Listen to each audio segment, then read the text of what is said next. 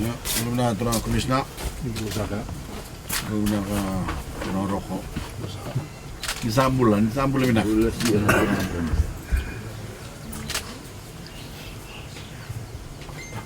Mada mo.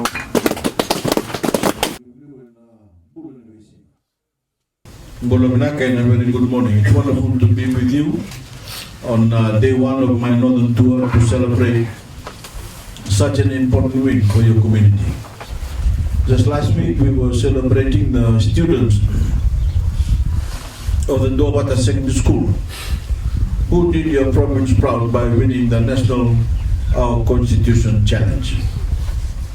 Ladies and gentlemen, access to electric power is a service that most take for granted in our cities and towns, where a great many people have lived their entire lives with the ease and comfort of electricity.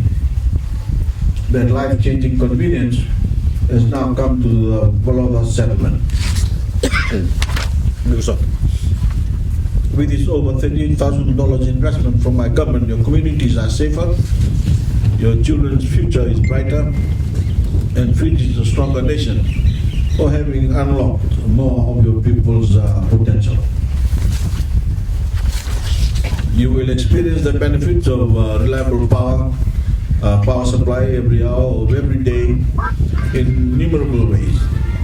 Your children can complete their homework into the evening, even after the sun has set. You can reliably heat water to clean to drink, or simply take a warm bath.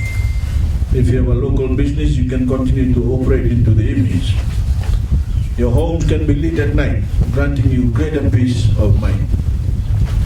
You can operate refrigerators that can keep fish and produce fresh and chilled. You can plug into the national television network through Walesi to stay abreast of the most important issues of the day and cheer on our athletes, including both our women's and men's rugby and football sides. And you are now spared from the uncertainty of intermittent power supply, the cost of keeping candles and kerosene lamps on standby, and the poor health effects of smoke exposure from burning firewood. To put it simply, you can advance on the same foundation as the rest of the country and make the most of the knowledge-based society we are creating for Fiji. My commitment as the Prime Minister is to extend electricity access to every home in Fiji by 2026. Increasingly, that means going to great lengths to reach the most rural and maritime communities. In some cases, it makes sense to extend our national grid, as we've done here. In others, we are deploying more sensible solutions, like solar power.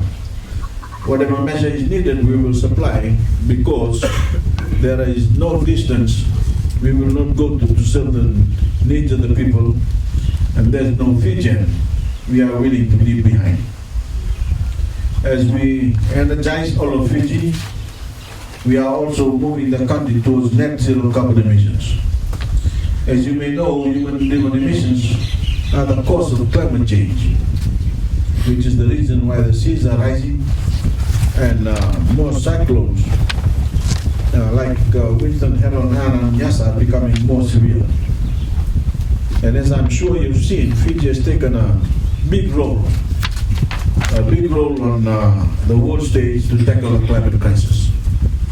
That means we are demanding action from larger countries abroad and leading by example at home. Most of our energy in Fiji already comes from renewable sources. We have dams. We have dams across the country that generate what is called hydroelectric power, which we harness and deploy nationwide. But we also rely on fossil fuels that we import from overseas. These are not only expensive, they are also terrible for the planet and for our environment. So over the next few decades, we plan to move towards other forms of renewable energy, solar and wind, are two examples. With the right policies and sufficient investments and political will, this will create cheaper, more stable and cleaner energy. A future that is very much worth fighting for. I hope you make the most of this investment in your security, in your health and productivity. And thank you for your warm welcome to the North. Naka, nalog ko na namduli ko diba. Kita ina ko taman na rito.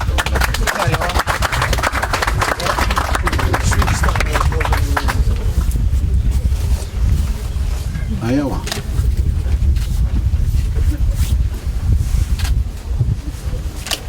Batiri.